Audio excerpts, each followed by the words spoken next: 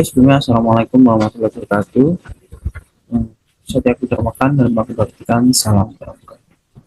Ya, di sini saya Maulana Abdi Kurniawan membuat sebuah video untuk JSKU Pandega yang terkait dengan memahami Al-Quran dan hadis dalam kehidupan sehari-hari.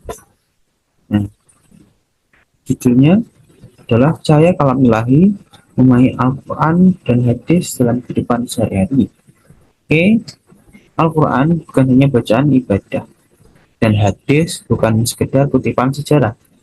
Nah, keduanya adalah petunjuk untuk kehidupan, cahaya yang menerangi langkah, dan penawar bagi hati yang sedang gelisah, juga sumber kekuatan saat dunia terasa sempit. Nah, sebagai seorang pramuka pandega, memahami ayat dan hadis tidak cukup hanya dengan hafalan. Kita dituntut untuk merenungi, mengkaji, dan mengamalkan maknanya dalam tindakan.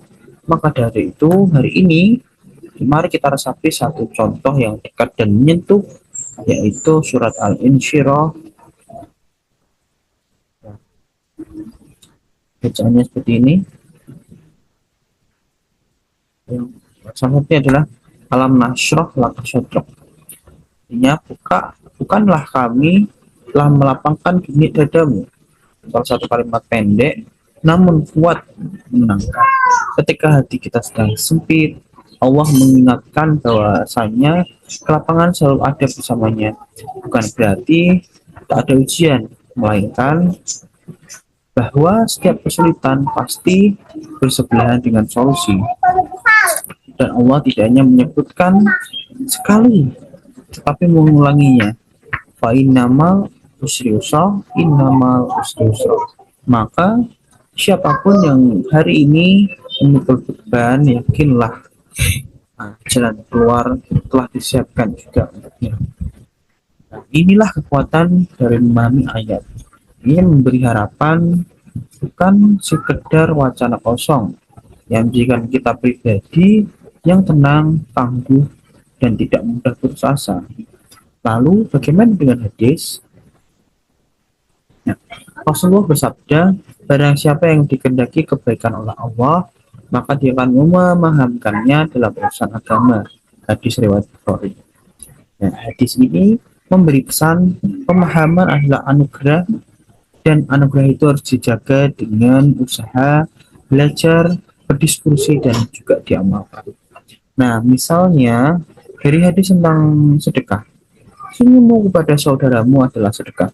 Dengan memahami hadis ini, seorang pandega tahu bahwa amal tidak harus menunggu harta, bahkan keramahan dan empati adalah salah satu bentuk ibadah yang berharga. Nah, memahami ayat dan hadis bukan soal mampu menafsirkan panjang lebar, tapi soal menjadikan nilai-nilainya hidup di dalam hati dan nyata dalam perilaku kita. Ketika seorang pandega mampu menjelaskan maknanya kepada orang lain, ia bukan sekedar hafal, tetapi juga hidup bersama-sama di dalam kalamnya. Nah, karena tugas kita bukan hanya menghafal wahyu, tapi menjadi pribadi yang menyampaikan cahaya dari kalam itu dalam tutur, sikap, dan teladan. Mungkin itu saja sedikit dari pemahaman kami. Kurang lebihnya mohon maaf. Wabillahi taufiq wal hidayah. Wassalamualaikum warahmatullahi wabarakatuh.